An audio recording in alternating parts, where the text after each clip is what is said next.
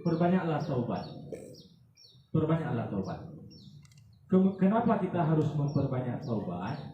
Karena dalam satu hadis qudsi Allah menyampaikan suatu keheranan kepada kita umat Muhammad yang bahasanya adalah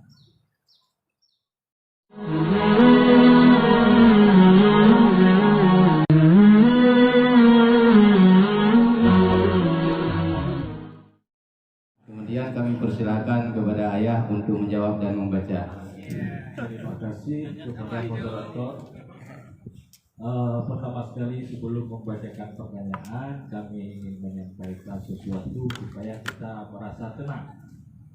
Iko ala azan mau ngaman duduk, iya kan?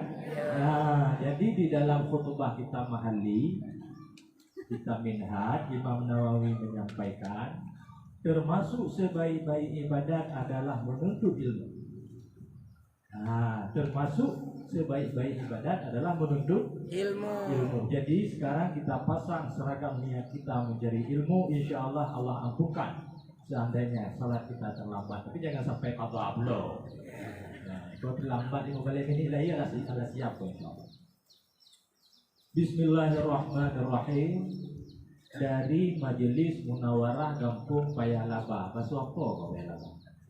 Bahasa jamu ya, bahasa Aceh. Gabung kan? Iya. Pertanyaan pertama, kok kalau ada yang salah beko dipalui sama guru aku. Apa saja ibadah yang perlu kita siapkan menjelang bulan Ramadan dan dalam bulan Ramadan, dan perbuatan yang harus dihindari saat bulan Ramadan? Untuk jawaban yang bisa saya sampaikan, bahwa hal ini, pertanyaan ini sudah masuk dalam materi yang kami sampaikan tadi di sesi kedua tadi, yaitu perbanyaklah taubat. Perbanyaklah taubat. Kenapa kita harus memperbanyak taubat? Karena dalam satu hadis qudsi Allah menyampaikan suatu keheranan kepada kita umat Muhammad yang bahasanya adalah kaifa yarjuni ajwaduhum bil jannah wa annahum adkhalun nas bil ta'ati. Kenapa mereka manusia tega mengharapkan agar saya memberikan mereka hadiah syurga, padahal mereka semua terlalu kikir dalam mempersembahkan ibadat kepadaku. Jadi salah satu sifat kita manusia ini adalah larut dalam tipu daya iblis. Apa nama tipu daya iblis itu? Ghurur. Allah kan maha pengampun. Jadi ambo macilak-cilak aja dah, beko ambo minta ampun, Allah ampun. Dah kutuk becek. Jadi Allah merasa heran. Artinya apa? Tidak ada hadiah surga bagi orang yang tidak mau taat kepada Allah. Jadi di bulan Ramadan Allah khususkan bulan itu kepada kita umat Muhammad untuk memperluas lautan amal. Kita persiapkan diri sebelumnya daripada taubat.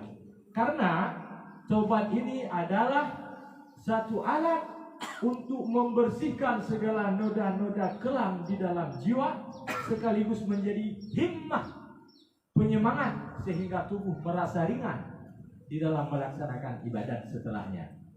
Dan yang terakhir, kita harus meniru Nabi Muhammad SAW dalam membacakan doanya yang terus-menerus di bulan Sya'ban. Allahumma barik lana fi Rajab wa Sya'ban wa ballighna ila Ramadan. Ya Allah, ya Tuhanku, berkahi olehmu kepadaku di bulan Rajab dan Sya'ban, dan sampaikan umur dan sehatku hingga kepada bulan Ramadan. Pertanyaan yang kedua, banyak dari Payalaba. Bagaimana hukumnya jika seseorang manusia yang di depan kita baik tapi di belakang memfitnah kita? Jawabannya, kita salah karena menduga orang lain jahat. Itu jawabannya. Ya. Pertanyaan yang ketiga, bagaimana jalan terbaik jika ada seorang wanita hamil di luar nikah? Mudah-mudahan tidak ada kampung kau. lalu melahirkan. Apakah kita nikahkan ketika masa nifasnya atau kita tunggu setelah nifas baru kita nikahkan? Jawaban nomor 3 kok. Yang pertama, setelah melahirkan kita candui dahulu sama kayunya. Mau ngapa tidak? Kenapa jangan memikir apabila kita nikahkan, jangan tu dahulu. Cukup rambut rantai yang di kamar jangan lagi bakal 6 minggu. Itu dahulu. Siksaan untuk orang yang berzina itu namanya ta'zir daripada orang tua. Jadi karena kita tidak ada syariat Islam kafah, kalau ada syariat Islam kafah lah mati meninggalnya. Jadi kita ta'zir sama kita orang tua dan kakak beradik. Kita pemalukan ini dahulu. Setelah ini benar-benar sadar taubat, baru kita nikahkan. Jadi tidak ada ukuran nifas dan bukan nifas. Pokoknya ini dahulu harus taubat. Yang keempat, bagaimana hukumnya mendonorkan darah pada yang beragama non-muslim? Jawabannya adalah sebaiknya jangan. Kenapa? Karena umat Islam mantap banyak yang kekurangan darah. Lagu kami ke mendagu itu.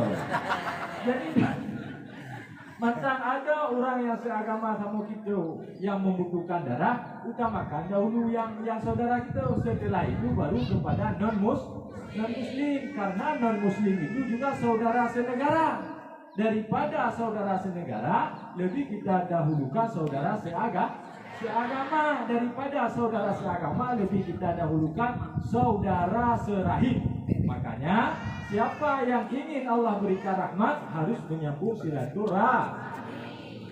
Yang kelima atau yang terakhir setelah kau ambil minta izin, kapankah yang tepat waktunya untuk rujuk bagi suami isteri yang sudah talak atau cerai? Setelah kita tanpa dahulu laki kudu manganya manalak-nalak dunia. Setelah itu rujuk tu.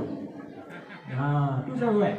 Artinya bahasa yang paling pantang dikeluarkan setelah nikah adalah cerai. Sama bahayanya seperti bahasa yang dikeluarkan oleh orang Islam adalah riddah atau murtad.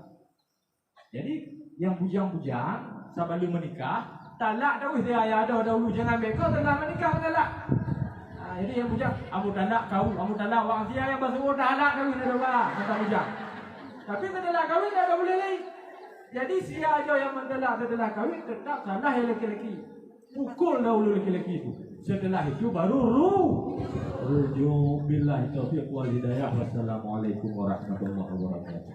Waalaikumsalam warahmatullahi wabarakatuh.